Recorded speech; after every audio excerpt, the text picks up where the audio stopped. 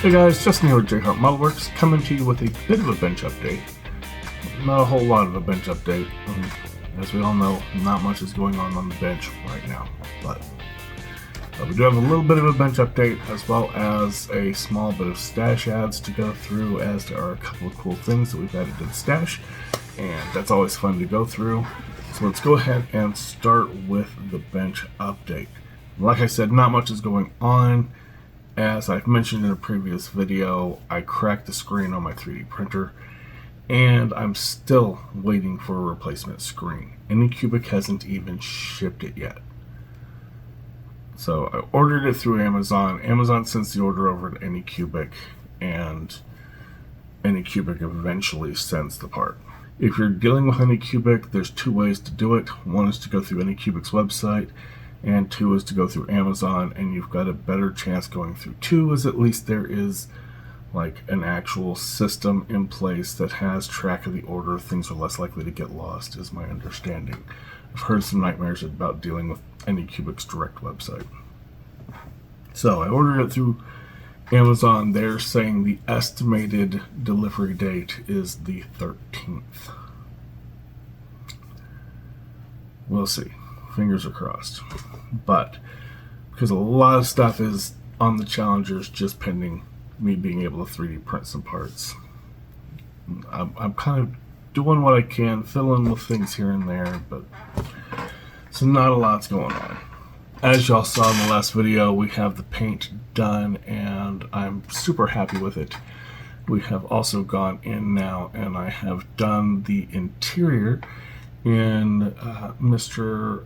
Hobby. It's actually Mr. Surfacer 1500 gray, which is a very light gray. I was thinking about doing the interior in a white, and I looked at the white, and the white was just way too bright against the car. And so I was like, okay, so I thought maybe I'd do like Tamiya Racing White, which is like an off-white. And I also looked at Zero Paint's Ferrari Interior Sabia, which is like a cream. It's a very, very, again, it's like Tamiya's Racing White, but it's just a little creamier of a color. Both of them are great colors. I've done Racing White for an interior before. It looked great. But when I looked at it underneath that really dark purple for the body, it made those colors look yellowy, and I just, not what I was going for. So I looked at, I just shot a spoon with some gray primer. I was going to do some Imperial Japanese Navy gray, which is a darker gray, kind of a medium-ish gray, honestly. And I looked at the spoon under the car without putting the IJN gray down, and it looked really nice.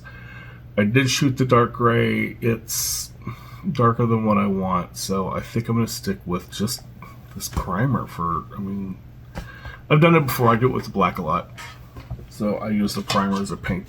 There's just really nice colors, and they lay down super nice. Speaking of the interior, we went ahead and did the tub in the same Mr. Surfacer gray, and I just did the Surfacer black for the mats. They look nice enough. I'm actually probably going to do the floor in a dark gray flocking. So that's about the extent of where I've gone for the interior. We have about 90% of the chassis is painted up and ready for assembly. Chassis panel looks good. The suspension for this car is incredibly simplistic. It's essentially two pieces. You have your front suspension, which we've done a good bit of detail painting to try and get some more, you know, if you add a little more color, get a little more detail in there, kind of make it look like it's a little more complex than what it is. And we have our rear suspension as well, which we've gone ahead and cut the drive shaft off the rear suspension. So my initial plan for the drive shaft was I was going to 3D print some actual working linkage for the front and the rear of the drive shaft and use some aluminum tubing.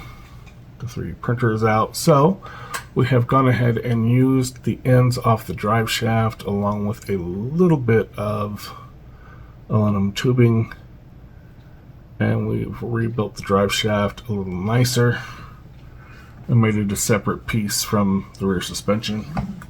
I do have some 3D printed shocks designed for the rear. The kit does not come with rear shocks, which is kind of surprising because even AMT's version of the 70 Challenger has rear shocks. Revell doesn't. So I've kind of got that planned up, and that was already 3D printed before my printer died. We've also gone and done the... Can we get it to focus? Probably not. We've done the rear tail lights. I tried to do the Dodge lettering as best as I could. The lettering is just a little too shallow. You can't really get a good dry brush going. You can't really do the eraser trick with it. I tried hitting it as best as I could with like a paint marker, and it didn't. The letters just don't stand up enough to really get good clean lines.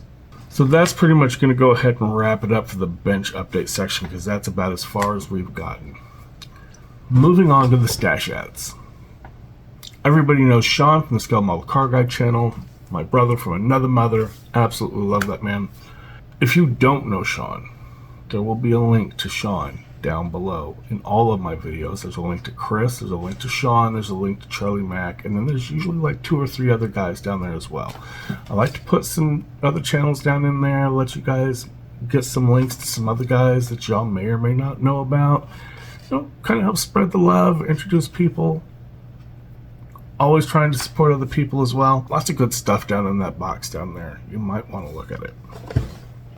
But I have rambled. I ramble a lot.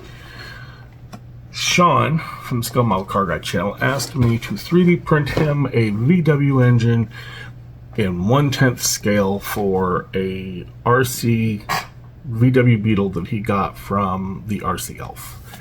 And instead, I 3D printed him a 1/10 scale Porsche 4-cylinder, which is kind of the same engine, kind of not. It's a little nicer, and he absolutely loved it. And he came back and he's like, Justin, brother, I need 2 more.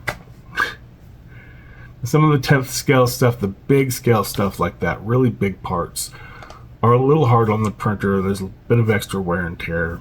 I usually end up having to re-level the printer because the print head kind of gets a little out of whack after doing a bunch of big parts. But absolutely had his back. Will always have his back. I'm like, brother, I got you. He's like, no, I got you. I'll make it worth your while. I'll get you something special out of the stash. Now, if you guys know that man's stash is like his whole house. It's like, I swear he needs to open up a museum of plastic. He's got like everything.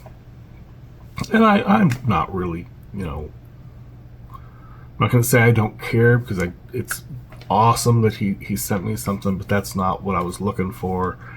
You know, I'll absolutely, you know, we help each other out. So, you know, brother asked for help, you got his back. But he's like, okay, I'm going to send you something special. I'm like, okay, you know, whatever. I'm printing engines, and, you know, I'll get him shipped off. And he's like, I've got something coming your way. Sean sends me a Fujimi Enthusiast Series 73 Porsche 911 Carrera. This is an awesome freaking kit. An absolutely awesome kit. Fujimi has like 2 major lines. They've got their Real Sports Car Series line, and then they've got the Enthusiast Series line. And the Real Sports Car Series are all pretty much curbsides. If there's any engine at all, it's going to be just like the top, if it could be seen through like a glass window on like a Ferrari or something. The bottom of the engine is molded into the chassis tray. Most of the suspension is molded as one piece. You know, pretty simplistic.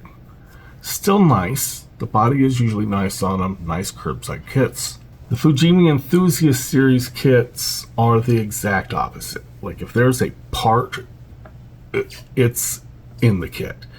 There's almost nothing for me to add detail-wise to an Enthusiast Series kit because it's already there. Like, we did Porsche 356s. Me and him did them as a buddy build. He sent me the Enthusiast Series for that too. And that engine had the freaking pistons. The pistons. You're never going to see the pistons because they're completely encased in the engine.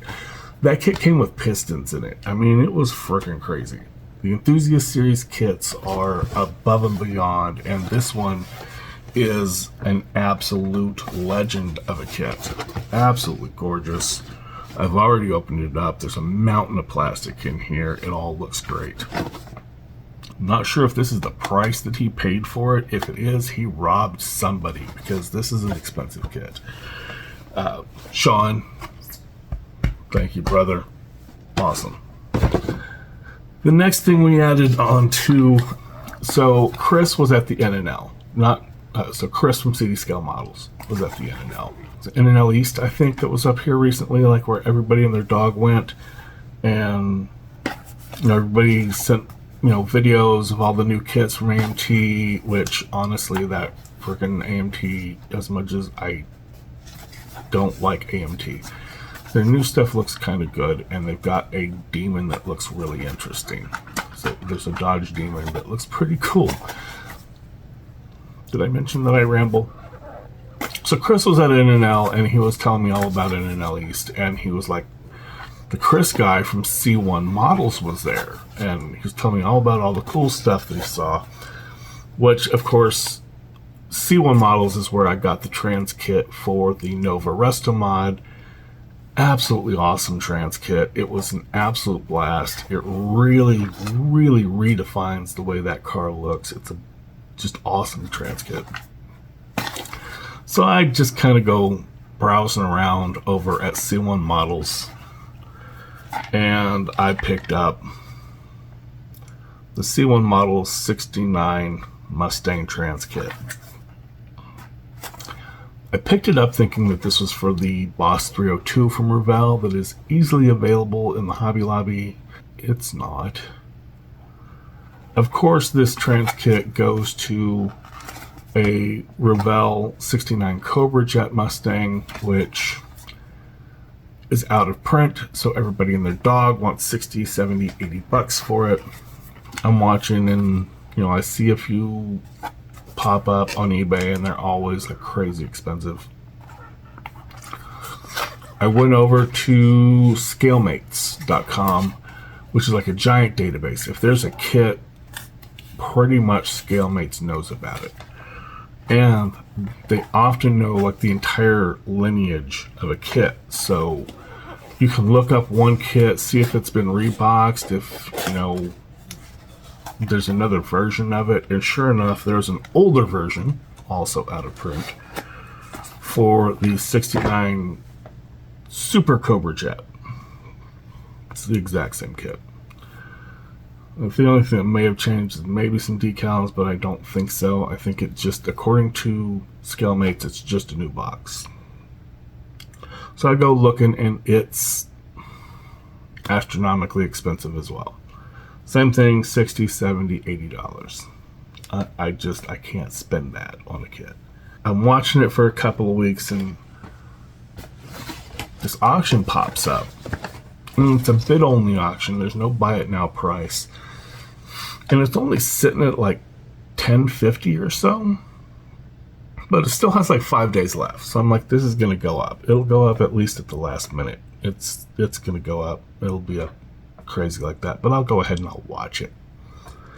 So the 5 days passes, and it's the last day. I get my little notification, so I go and I pop up. There's a few hours left, and it's really only sitting at like 11.50, something like that. It hasn't gone up crazy.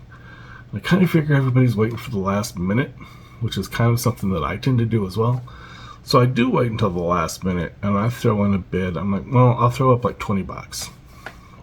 Worst case scenario, I don't meet somebody else's maximum bid. It goes up way past what I'm willing to pay, and I don't get it. Best case scenario, I picked it up for 20 bucks. That's not terrible. I'm not really expecting that to be the case, though. I'm expecting it to go like up. I'm expecting somebody's probably got like a $30 or $40 bid there. Like a minute left, and I place that bid, and it doesn't go up. In fact, it doesn't even go to 20. It goes to like $12.50. I actually stole this kit from somebody for $12.50. This is the old Revell 1/25th scale Super Cobra Jet from the Hot Rod Boxing. It's the exact same kit. And it's a pretty cool little kit. You know, before I even bid on it, I went and reread the auction like repeatedly. I looked at all the photos because you gotta watch eBay. Sometimes I'll put the box up there and all they're selling is the box. And you're like, why would anybody buy a box? Or it's just like a couple of parts, or it's already been started and most of it's messed up. So, but this was all like in the plastic according to the photos, and according to everything that's written, it said new in the plastic, unopened. And sure enough, it's unopened. Well, it was unopened. I opened it up and pulled the body out and looked at it because I wanted to compare it to the trans kit, and sure enough, everything lines up perfect. It's just beautiful fit, which is what I expect from C1, because Chris over at C1 does some beautiful, beautiful stuff. Absolutely fantastic resin.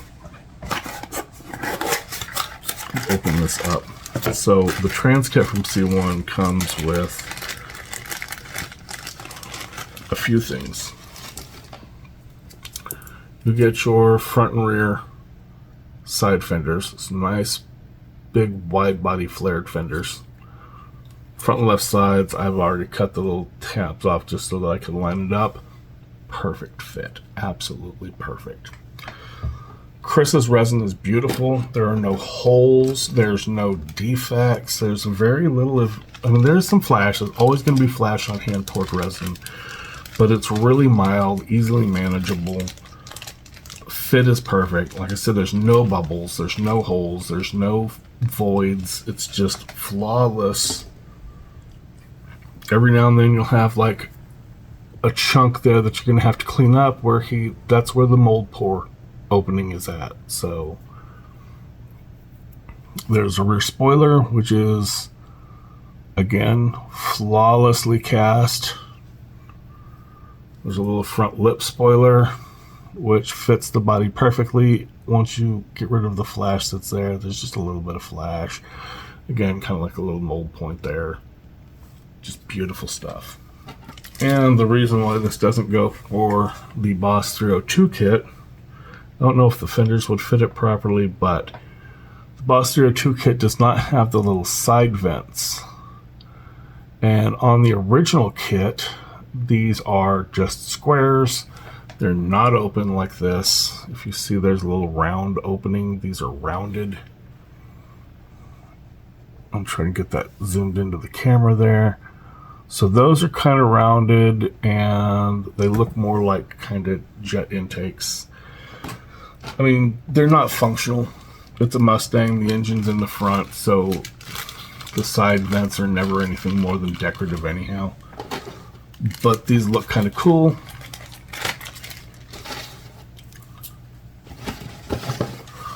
Compared to the like flat ones that are completely closed and don't look all that detailed on the original kit. So there's a little bit of some gaps there. They're not absolutely perfect fit, but looking at the kit parts don't fit perfect either. So there's definitely going to be some putty work there to clean that up.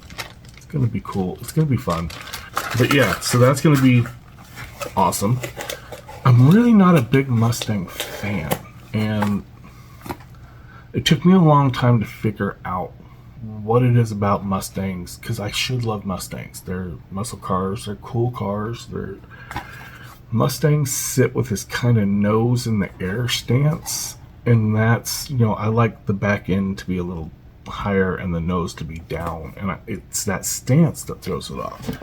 So I think I'm going to try and change the stance more to my liking when I build this, and see if that doesn't actually, if that's the problem, because I think that's really just the problem with me and Mustangs, is I just don't like that stance.